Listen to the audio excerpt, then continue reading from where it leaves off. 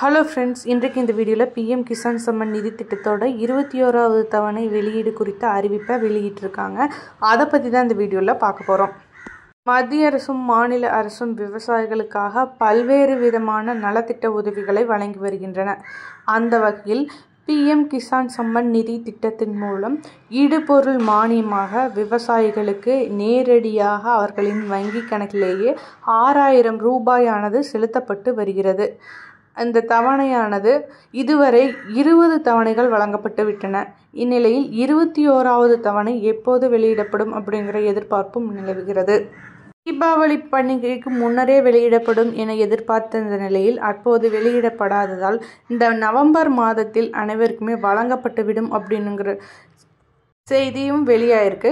கூடிய விரைவிலேயே அனைவருக்கும் வழங்கப்பட்டுவிடும் அப்படின்னு சொல்லியிருக்காங்க. அதுவும் பார்த்திங்கன்னா தமிழகத்தில் 48 லட்சம் விவசாயிகளுக்கு இந்த தொகையானது வழங்கப்படும் அப்படின்னு சொல்லியிருக்காங்க.